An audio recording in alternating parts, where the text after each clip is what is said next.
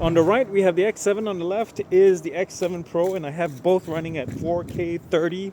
The X7 Pro can do 4K 60, but since we're trying to do, pair things up fairly, I have both set to the same settings.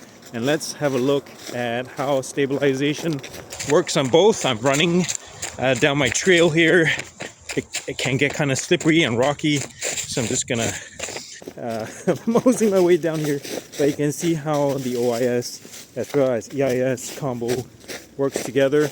Color sciences, I would expect them to be pretty much identical. How's that going? So let me try running again. How's the stave on this? Not too bad, right? Here you go. Let's see. You got that right there. You can see the ice. Let me try to snap a picture. Directly at the sunlight, how is haloing? I'm gonna snap another one. Boom, there you go. It seems like, from what I can tell here, the Pro has a little bit of a purple halo ring, and it has a smaller, seems like the sun has less of a glare, but it is what it is there. On screen, at least right now to the viewfinders, the X7 is running a little bit dimmer and darker, while the X7 Pro is more true to life. You can see my audio as well as I switch between left and right. Right now they're all at default settings aside from the 4K 30 adjustment for the Pro.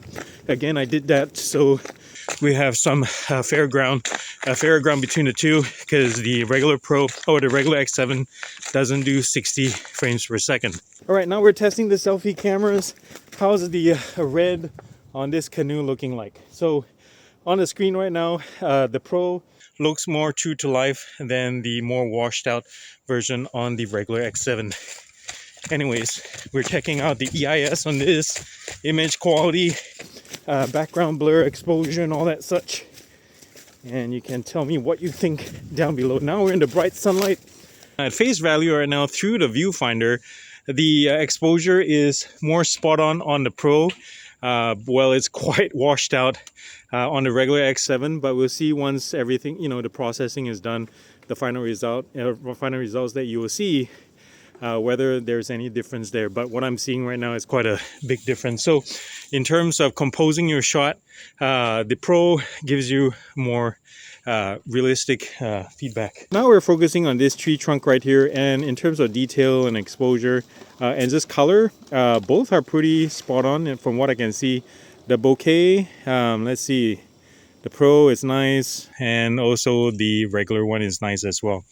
But check out that iceberg. This thing is not supposed to be there. It's usually like flat water, and something has pushed that way up here. Yeah, check out. So we're on the Penobscot River. This is a tidal river connected to the ocean. And every winter we got lots of icebergs as well.